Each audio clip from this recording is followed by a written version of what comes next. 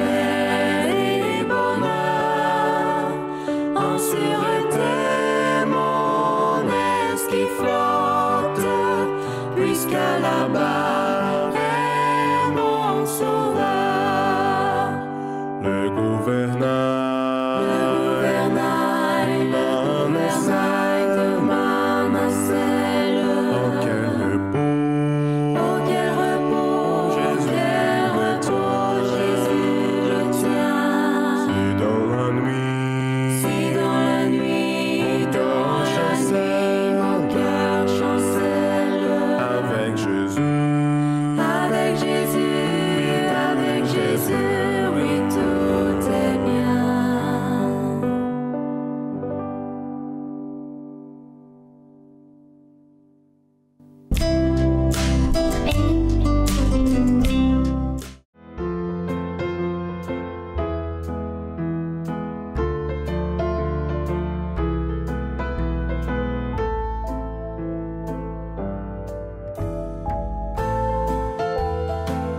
Heureux l'homme qui ne marche pas selon le conseil des méchants, qui ne s'arrête pas sur la voie des pécheurs et qui ne s'assied pas en compagnie des moqueurs, mais qui trouve son plaisir dans la loi de l'Éternel et qui la médite jour et nuit. Il est comme un arbre planté près d'un courant d'eau, qui donne son fruit en sa saison et dont le feuillage ne se flétrit point. Tout ce qu'il fait lui réussit. Il n'en est pas ainsi des méchants. Ils sont comme la paille que le vent dissipe. C'est pourquoi les méchants ne résistent pas au jour du jugement, ni les pécheurs dans l'assemblée des justes. Car l'Éternel connaît la voie des justes.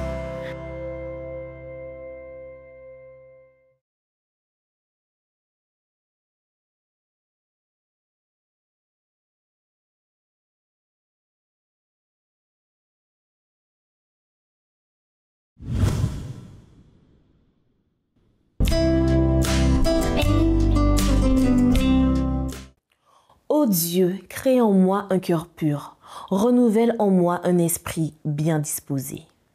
David avait ce désir au psaume 51, verset 12, de purifier son cœur afin de plaire continuellement à Dieu. Voulons-nous avoir un cœur pur? Notre cœur s'affectionne-t-il des choses d'en haut? Matthieu 26, verset 31 dit « En effet, là où est ton trésor, là aussi sera ton cœur. »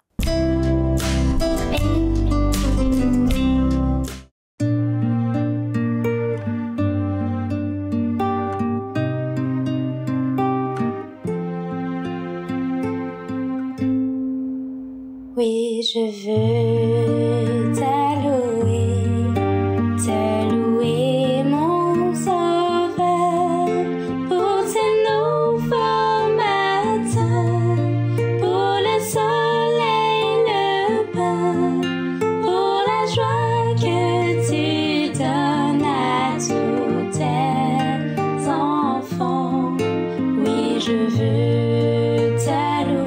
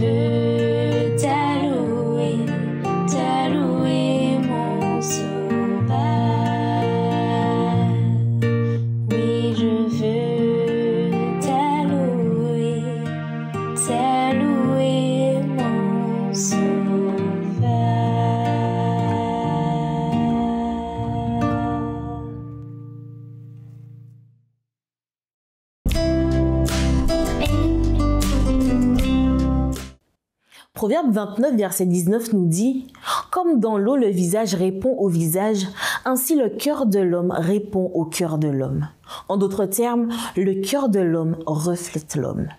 Il est important que nous recherchions la pureté dans notre cœur, car le seul à pouvoir sonder celui-ci est Dieu. Dieu seul sait ce qui se cache au plus profond de notre cœur. En effet, nous ne pouvons le tromper.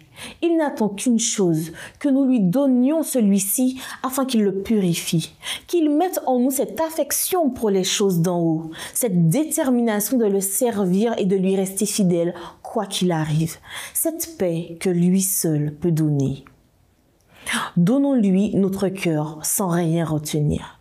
Disons ensemble les paroles de ce chant. Prends mon âme, prends mon cœur, je te donne tout. Prends ma vie, me voici, je te donne tout. Mon cœur est à toi, tout à toi. Dieu se tient prêt à agir. Il dit dans Ézéchiel 36, verset 26, « Je vous donnerai un cœur nouveau et je mettrai en vous un esprit nouveau. Je retirerai de votre corps le cœur de pierre et je vous donnerai un cœur de chair. » Cher ami, en ce sabbat délice, donne ton cœur à Jésus sans hésiter.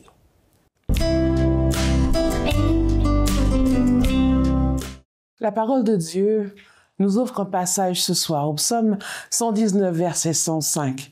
Et la Bible dit, « Ta parole est une lampe à mes pieds et une lumière sur mon sentier. » Prions ensemble. Éternel, alors que nous allons méditer sur ta parole, inspire-nous, guide-nous et montre-nous la voie du salut. Au nom de Jésus. Amen. La réflexion de ce soir a pour titre les 3 P. Perspective, priorité, pratique. Et pour nous donner le ton, il y a ces chansons que nous connaissons. Pour les enfants, vrai, vrai, vrai. Tout ce que la Bible dit est vrai, vrai, vrai. De tout mon cœur, je veux y croire. Si l'on me dit c'est des histoires, même pas vrai. Tout ce que la Bible dit est vrai, vrai, vrai. Vrai, vrai, vrai. Tout ce que la Bible dit est vrai, vrai, vrai. Pour les adultes, au 139 de notre hymne et louange, « Oh que ton joug est facile ».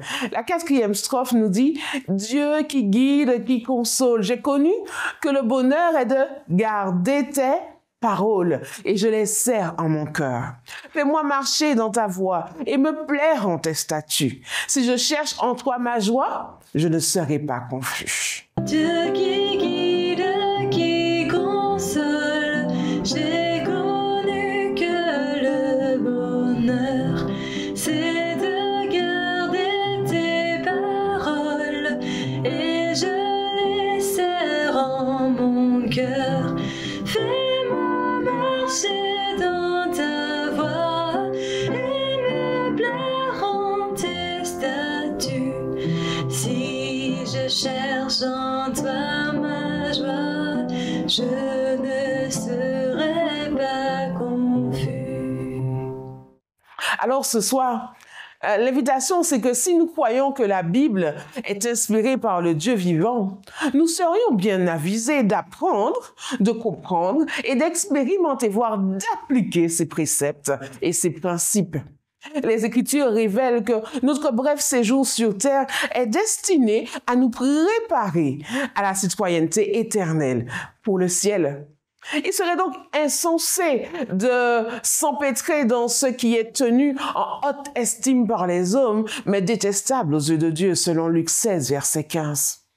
Dans nos carrières professionnelles, par exemple, nous devons accomplir nos tâches avec qualité, avec soin, avec efficacité, en tant que serviteurs du Christ, plutôt que de chercher à simplement plaire aux hommes. Et c'est la Bible qui le dit dans Colossiens, chapitre 3, versets 22 à 24.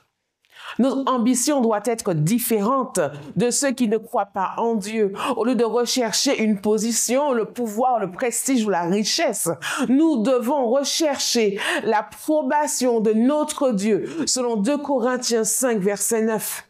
Il y a une petite histoire qui nous dit qu'il y a quelques années de cela, un pasteur se rendait dans une station-service alors que les vacances arrivaient et qu'un long week-end de congé se présentait. Mais il y avait une file d'attente énorme. Et donc, le pasteur attend patiemment. Et bien que l'homme qui est à la pompe, le pompiste, travaillait activement d'arrache-pied pour pouvoir faire passer les voitures, il y avait toujours beaucoup de voitures devant celle du pasteur. Alors, finalement, quand le pompiste va lui faire signe de s'approcher d'une pompe libre, le jeune homme qui l'a reconnu va dire « Pasteur, désolé pour l'attente, hein. » On dirait que tout le monde attend la dernière minute pour se préparer à un long voyage. Alors le pasteur a répondu en souriant, « Je vois ce que vous voulez dire clairement. C'est la même chose dans mon métier. Beaucoup attendent la dernière minute pour se préparer pour le long voyage. » Cette petite histoire humoristique nous rappelle que notre bref séjour sur Terre est destiné à nous préparer à une citoyenneté céleste éternelle. Plus nous nous alignerons sur cette perspective, plus elle aura un impact sur nos priorités à court et à long terme. Un homme du nom de Gordon Adams utilise l'analogie de la vie comme un bref séjour à l'hôtel. Je m'explique. Dans certains cas, on va dans un hôtel 1 étoile ou sans étoile du tout. Dans d'autres, 4 étoiles. Et à ce moment-là, il peut y avoir des bonbons à la menthe sur les oreillers, des compositions florales sur la table. Mais Dieu, lui, il n'a jamais voulu que le service d'étage remplace les bons repas faits maison. Et c'est une erreur de notre part de confondre la vie à l'hôtel avec la demeure glorieuse qu'il prépare pour ceux qui le connaissent et qui aiment son Fils. Une partie du problème vient d'une vision à court terme, centrée sur la mise à disposition de matelas douillets, de programmes illimités à la télé, du spa, du buffet illimité au petit déjeuner. L'idée de profiter au maximum de ces quelques instants privilégiés nous fait oublier que quelle que soit la catégorie de l'hôtel, nous vivons dans nos valises pendant notre séjour. Nous ne sommes pas chez nous. Une autre partie de notre problème est que les promesses de Dieu peuvent sembler pour certains vagues et lointaines. Nous n'avons aucun souvenir du ciel. Alors, pour d'autres, c'est difficile de s'imaginer à quoi ressemblera le ciel. Donc, tant qu'à faire, vaut mieux profiter de ce qu'il y a sur terre. Mais il nous a donné sa parole. Dieu nous a dit que sa parole est vraie. Et donc, si nous y croyons, nous savons qu'il vaut la peine de croire en sa parole. Hébreux 13, verset 14 nous dit, car nous n'avons pas ici-bas de cité permanente, mais nous cherchons celle qui est à venir. Si nous nous souvenons que nous sommes des étrangers ici, des voyageurs, des exilés, nos priorités commenceront à refléter celles d'Abraham qui attendait la cité qui a de solides fondations, celle dont Dieu est l'architecte et le constructeur dans Hébreux 11, versets 8 à 10. Il y a donc ce contraste saisissant entre les offres du monde, de ce monde, et celles de la parole de Dieu. Les premières ventes, argent, ambition, sexe, pouvoir, voyage, tout semble idyllique. Et les secondes promettent la richesse, Éphésiens 1 à 3, des objectifs de vie, Éphésiens 4, 1 à 5 ou 5 à 17, un amour vrai, véritable, dans Éphésiens 5, versets 18 à 6 à 9, et le vrai pouvoir de ce que Dieu donne à ses enfants, une puissance de vie, dans Éphésiens 6, versets 10 à 20. Et c'est vrai que trop souvent, cependant, nos priorités révèlent que nous courons après des ombres, alors que Dieu veut nous donner quelque chose de vrai, une substance vraie, véritable et durable. D'ailleurs, qu'est-ce qui durera à la fin? Qu'est-ce qui existera à la fin?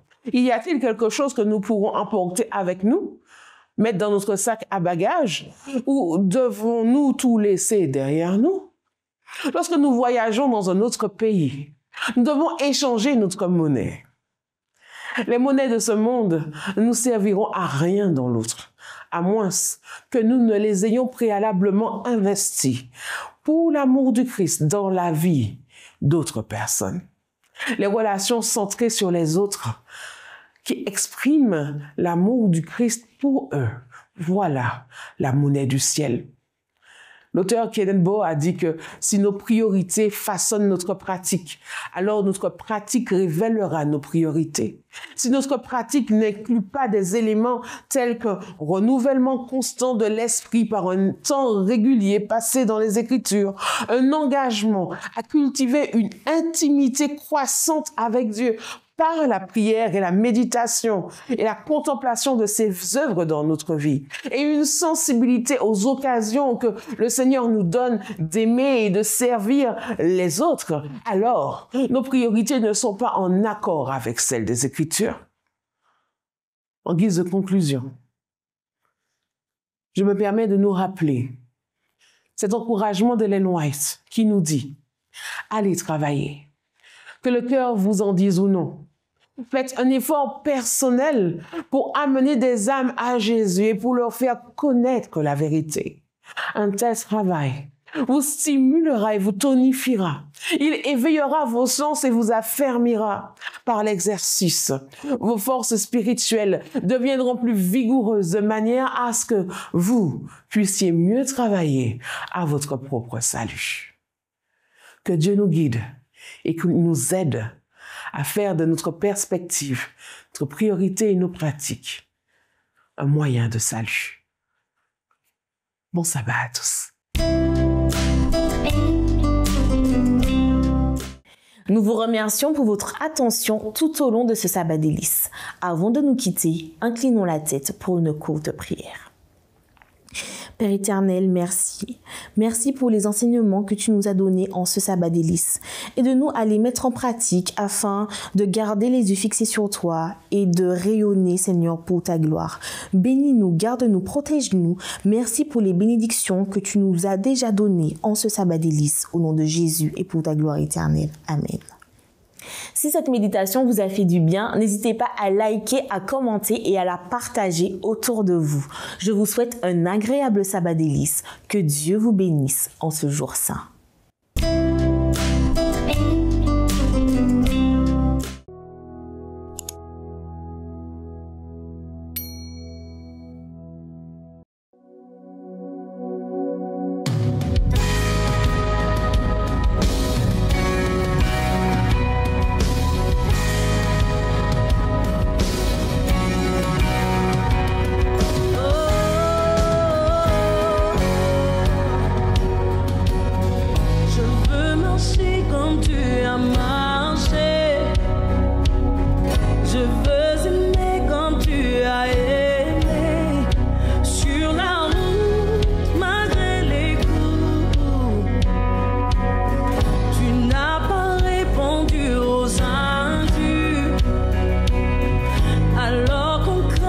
Sur ta